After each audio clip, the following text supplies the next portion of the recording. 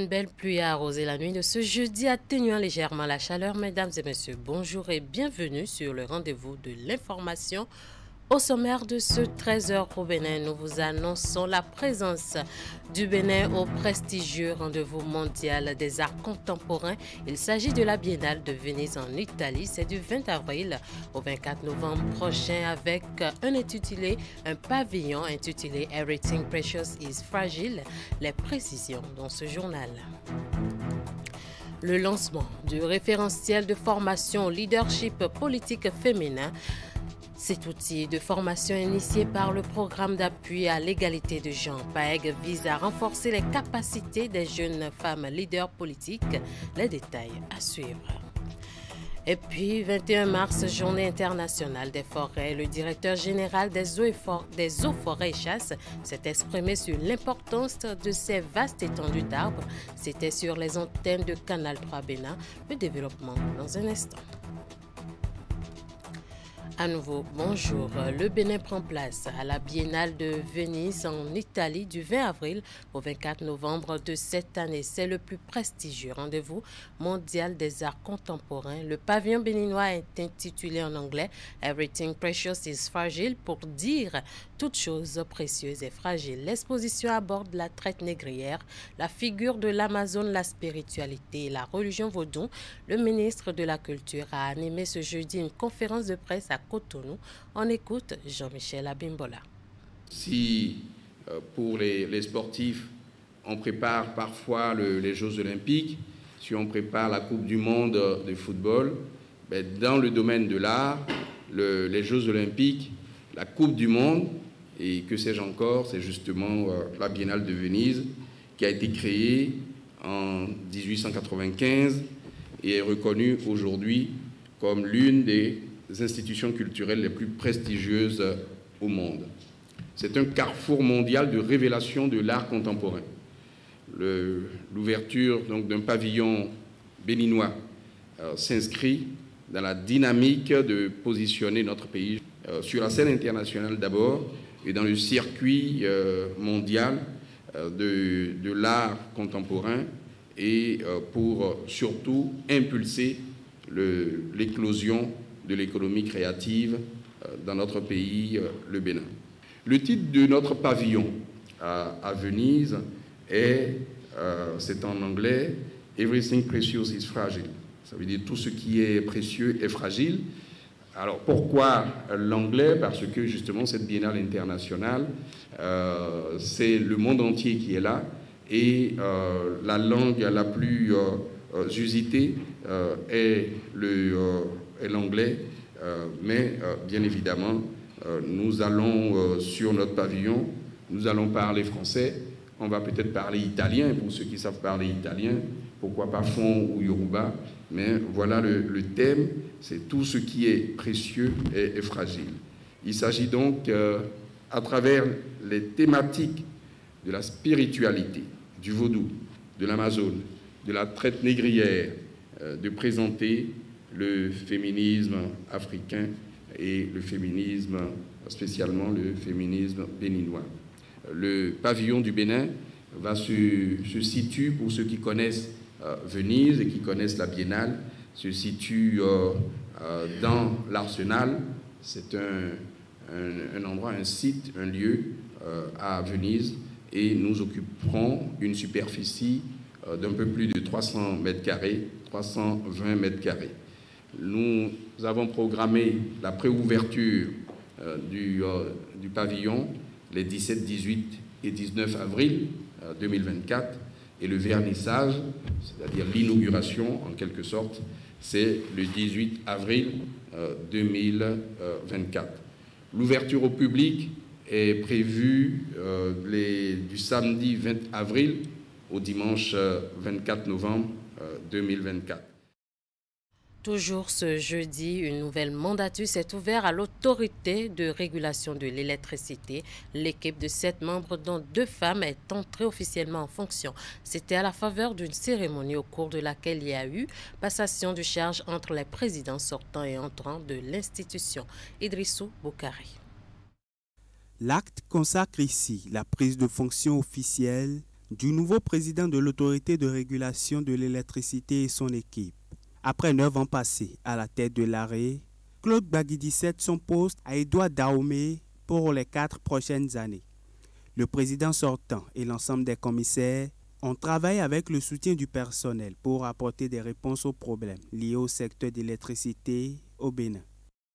Le CNR sortant a émis, depuis sa nomination en 2019 jusqu'à ce jour, 125 avis, soit en moyenne 30 avis par an.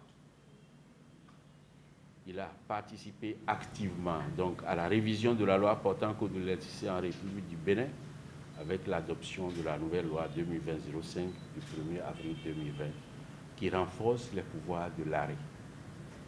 L'AREE a participé de manière assidue et efficacement à la mise en œuvre du programme CIE Bénin 2 et notamment à la définition d'un cadre légal et réglementaire relatif à l'électrification hors réseau ayant permis aux opérateurs privés d'investir pour l'électrification des populations rurales situées à une distance de plus de 10 km du réseau national de l'électricité. On compte aujourd'hui plus de 25 mini-réseaux en fonction et près d'une trentaine en construction.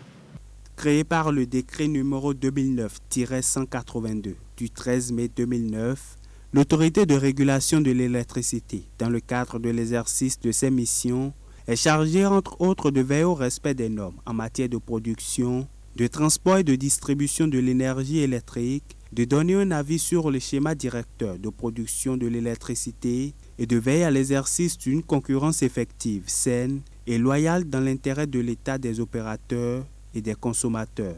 Malgré d'énormes efforts déployés par le gouvernement pour offrir d'énergie aux populations, d'énormes défis restent à relever. Le président entrant, précédemment secrétaire d'État à l'énergie, veut aller vite avec son équipe. Ces actions tourneront autour de 3 points majeurs. Il faut être le gardien de l'équilibre du système en s'assurant que les opérateurs remplissent leurs obligations et aient une juste rémunération de leurs activités. En même temps, il faut être le garant de la préservation des intérêts des consommateurs. Ça fait 2 sommets, il faut un 3e pour que l'équilibre soit complet. Je vais le reformuler sous une autre façon, défendre les intérêts de l'État et en particulier aider à l'atteinte de ses objectifs de développement du système électrique. Le personnel de l'autorité de régulation de l'électricité, qui affirme sa disponibilité à accompagner le nouveau et les autres commissaires, n'a pas manqué de mettre sur la table ces doléances visant à améliorer les conditions de vie des travailleurs. Un reportage de Idrissou Boukari présenté par Candide. Nous restons dans la journée de ce jeudi. La Fondation Malherossou a organisé un point de presse pour remercier le chef de l'État Patrice Talon pour les mesures sociales en faveur des aspirants au métier d'enseignant. Au cours de cette rencontre avec les hommes des médias qui interviennent en plein mois de Ramadan, d'autres sujets ont été abordés par les responsables de la Fondation Ouliat Sanoussi et Rachidi Sobero. C'est un mois béni. Les responsables et membres de la Fondation Malherossou se retrouvent au siège à Cotonou pour remercier le chef de l'État Patrice Talon et son gouvernement pour les différentes mesures sociales prises par le Conseil des ministres du lundi 18 mars dernier en faveur des aspirants au métier d'enseignant. Ces mesures, résumées principalement en 5 points, sont de nature à améliorer les conditions de vie et de travail de nos enseignants pour un meilleur encadrement et plus adéquat de nos enfants.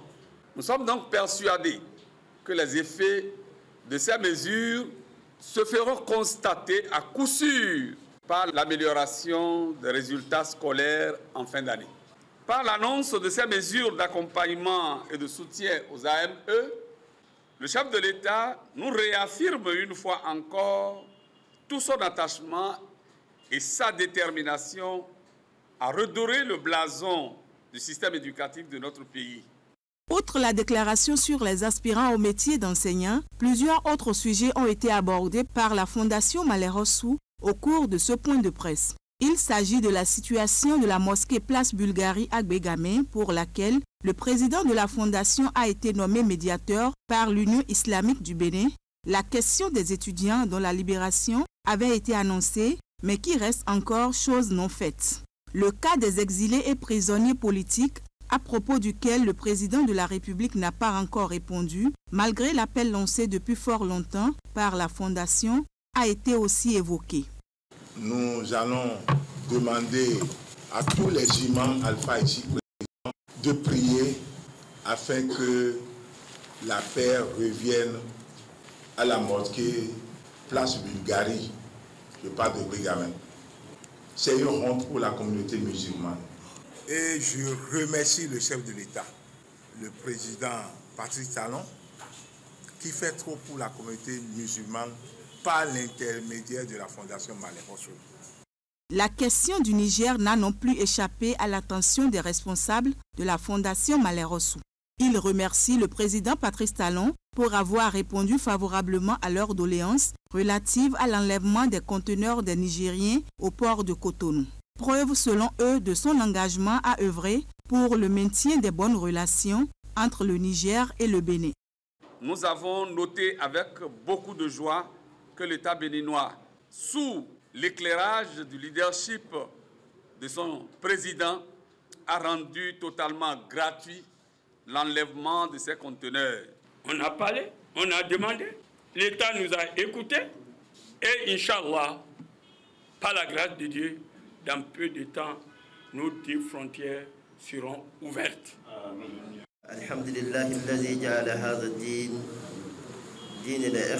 L'occasion est saisie par la Fondation Malherbe pour souhaiter à toute la communauté musulmane un bon mois de Ramadan. Elle prie pour que les grâces de ce mois béni jaillissent sur tout le peuple béninois et sur toutes les autorités, en l'occurrence le chef de l'État.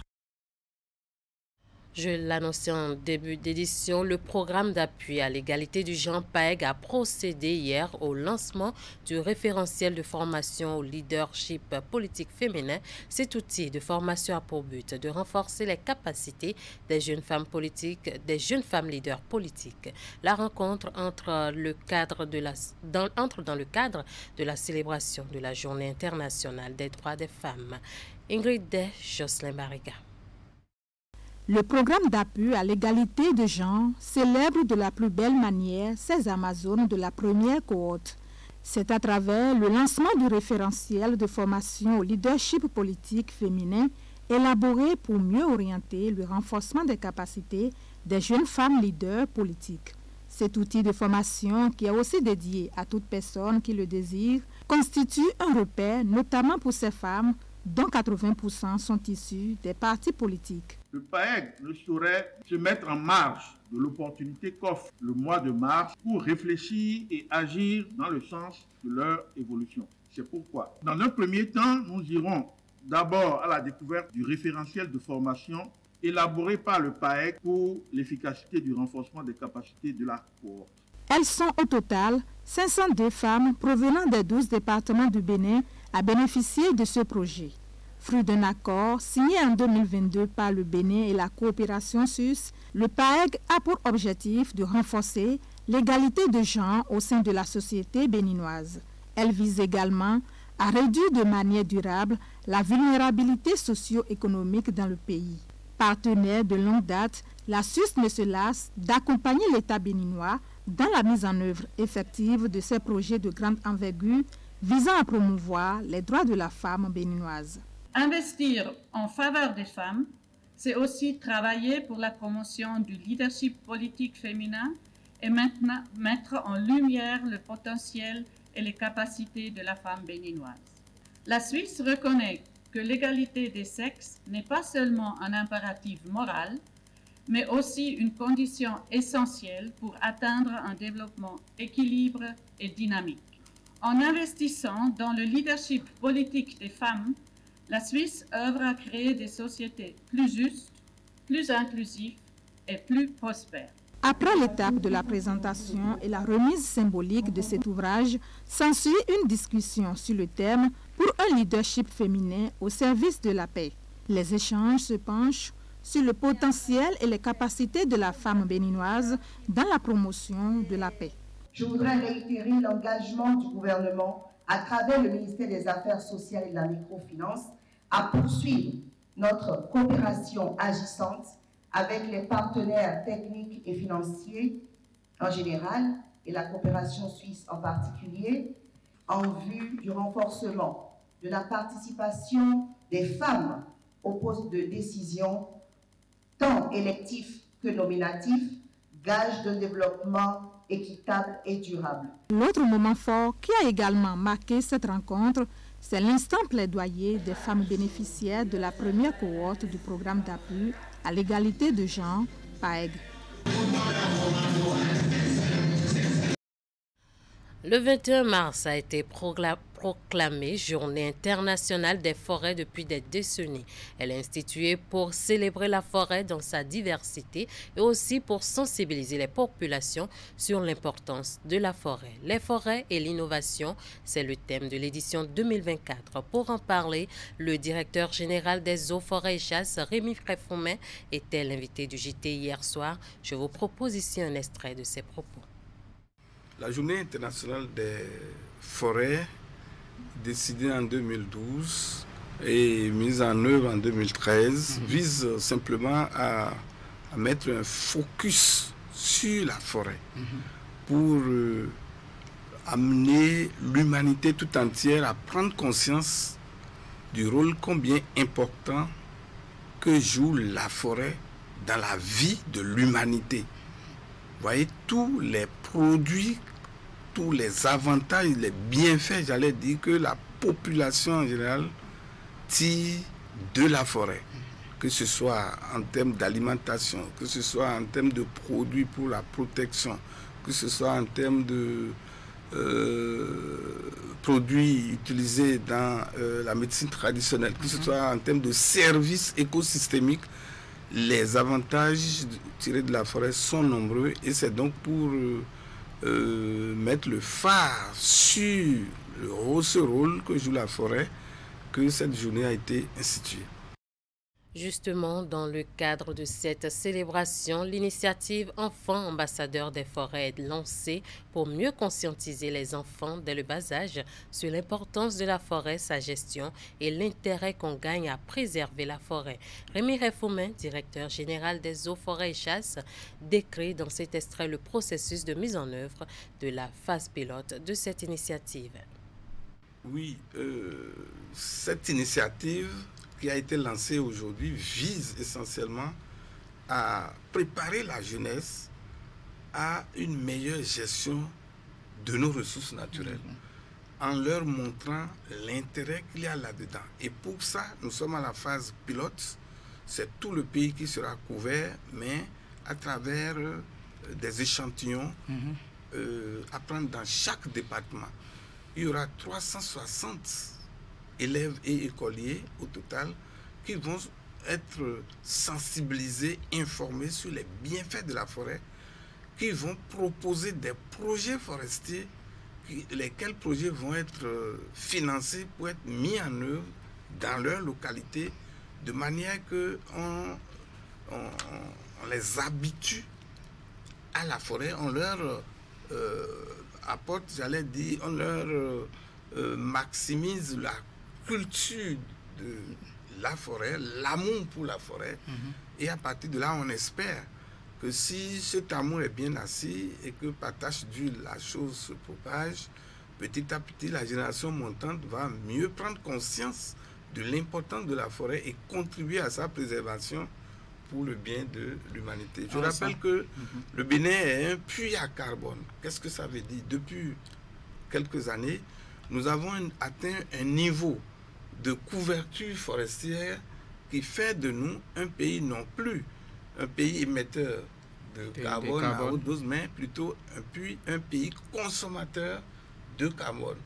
Cela veut dire que le niveau de dégradation par rapport à la production de l'oxygène à travers les forêts. Exactement. Donc, cet atout, cette avance que nous avons, nous devons la préserver. Et c'est pour soutenir cela que nous préparons la relève pour que la jeunesse puisse continuer sur les traces des anciens Dans la suite de cette édition, les aspirants au métier de l'enseignement du primaire, membres du cercle de réflexion des suppléants des enseignants maternels et primaires, remercient le gouvernement pour les nouvelles mesures prises en leur faveur. Ceci à travers une séance de travail tenue ce mercredi entre membres du cercle de réflexion. Un extrait de leur déclaration. L'ingratitude est un double vice en ce qu'elle dégrade celui qui en est atteint et qu'elle ferme le cœur de l'homme bienfaisant, a déclaré Guillaume Charles-Antoine Tigueul de l'Esprit Noir. Nous, AME, membres de l'association Sierre Sample, venons par la présente déclaration témoigner toute notre gratitude au gouvernement de son Excellence, M. Patrice Athanase Guillaume Talon, pour les mesures prises au Conseil extraordinaire des ministres du lundi 18 mars 2024 en faveur de nous, AME, et qui participent incontestablement de l'amélioration de nos conditions de vie et de travail. Nous témoignons notre sincère reconnaissance au ministre des Enseignements maternels et primaires, M. Salimane Karim. C'est le lieu pour remercier les cadres à divers niveaux qui n'ont ménagé aucun effort pour jouer leur partition pour les mesures prises en notre faveur. Nos sincères gratitudes vont également à l'endroit de tous les secrétaires généraux des centrales et confédérations pour l'amour qu'ils ont pour les AME. Ces dernières mesures prouvent que les fruits tiennent progressivement la promesse des fleurs. Ces mesures, à savoir la réintégration des AME radiés pour faire de grève, le passage de 11 mois à 12 mois de la rémunération, l'assurance maladie au même titre que les fonctionnaires d'État, les AME de sexe féminin ont droit désormais officiellement au congé de maternité. Les AME percevront désormais pour service d'intérêt national 20 000 francs par mois à partir de ce mois de mars. La gratuité de scolarité pour les enfants des AME.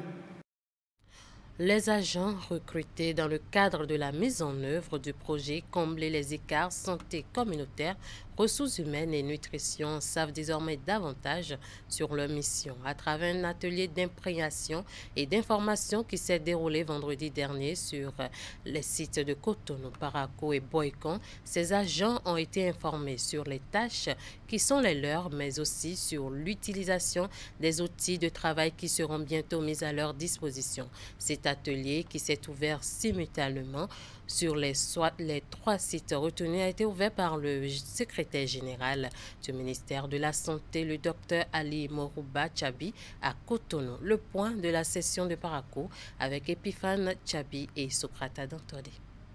Ils sont 416 agents de santé communautaire qualifiés, recrutés dans le cadre de la mise en œuvre du projet Combler les écarts, santé communautaire, ressources humaines et nutrition. Ces agents sont désormais mieux informés et orientés sur leur mission et leur rôle dans l'atteinte des résultats de ce projet ambitieux dont l'objectif est d'assurer les soins de services de santé communautaire intégrés à tous les ménages du pays, tout en assurant la mise en place d'un bon dispositif d'alerte pour la survenue des maladies en milieu communautaire. Sur les 3 sites retenus pour cette séance, dont Cotonou, Boïkoin et Parakou, c'est ce vendredi 15 mars 2024 que la séance a été lancée par le secrétaire général du ministère de la Santé, Dr Ali Mourouba Chabi. Représentant le ministre de la Santé, il a rappelé aux bénéficiaires l'importance du projet, le but visé par le gouvernement avant de les exhorter à une attention soutenue. Et dans sa communication, Dr Anita Wadaï, la coordonnatrice du projet, a exposé les objectifs de ce projet qui se résume essentiellement à fournir aux agents les informations nécessaires sur le projet, de les informer sur leurs tâches, leur rôle, leurs responsabilités dans la communauté pour l'atteinte des objectifs.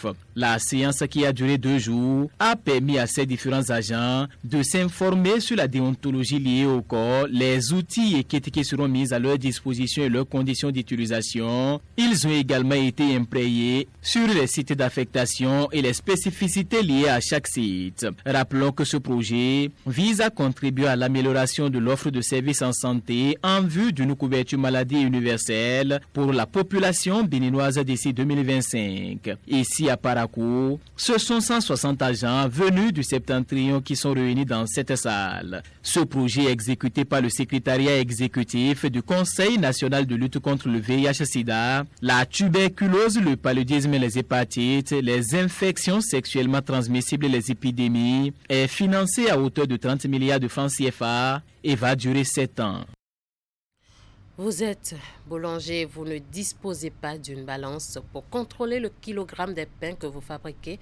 Vous avez encore le temps de vous conformer au risque de subir les sanctions en vigueur. Une équipe de l'Agence nationale de normalisation de métrologie et du contrôle qualité sillonne depuis plusieurs jours les boulangeries à l'effet d'une sensibilisation. L'exercice s'est déroulé dans la matinée du mercredi dernier à Cotonou. C'est le directeur de l'inspection et du contrôle qui a conduit l'opération, suivant le compte rendu de Teddy Goudalo et Rachidi Soubéro. Tout comme cette boulangerie sise dans les encablures du marché d'Antopa à Cotonou, plusieurs autres structures ont reçu la visite inopinée du directeur de l'inspection et du contrôle à l'Agence nationale de normalisation de métrologie et du contrôle qualité. Nous n'avons pas une balance, ce qui va nous permettre de peser le pain. On n'a pas ça. Par exemple, celui-là, c'est le pétrisseur. Il est à côté. Et quand on envoie la pâte, lui, il prend ça et il vérifie si c'est le poids normal ou pas.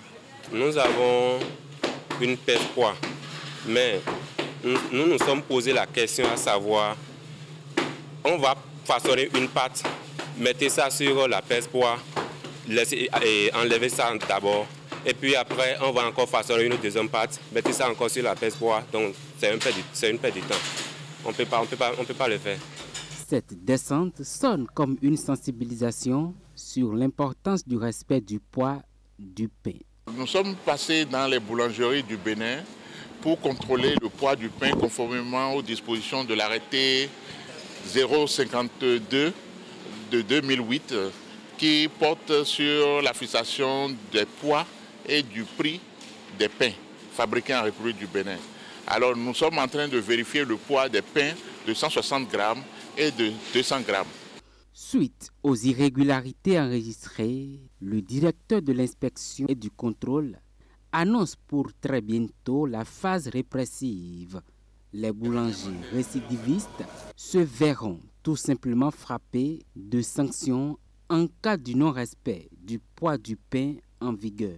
On n'a pas une sensibilisation pour ça avant. Donc comme vous venez de dire ça maintenant, on va essayer de l'avoir.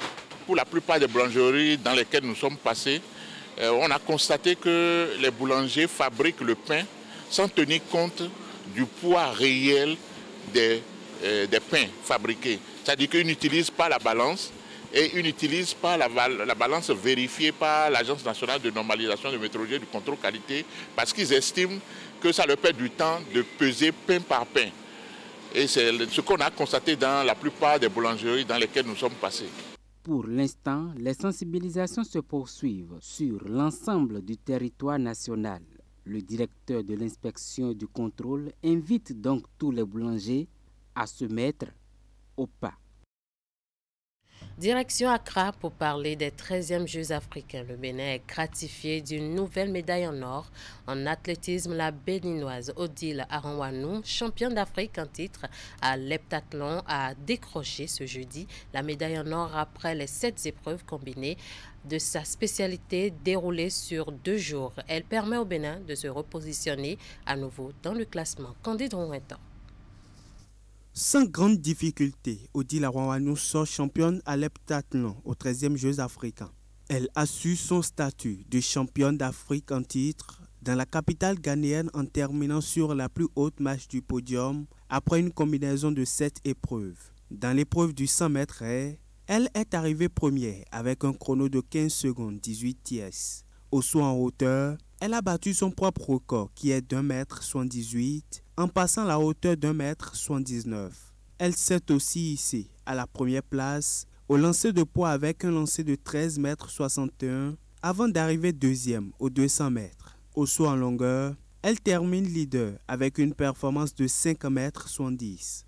Au lancer de javelot, elle s'est offert un jet de 40,29 m. Des performances qui ont permis à la native de Savalou de se positionner déjà en tête du classement avec un écart plus ou moins considérable sur ses concurrentes avant la dernière épreuve, le 800 mètres, où elle est arrivée 4e.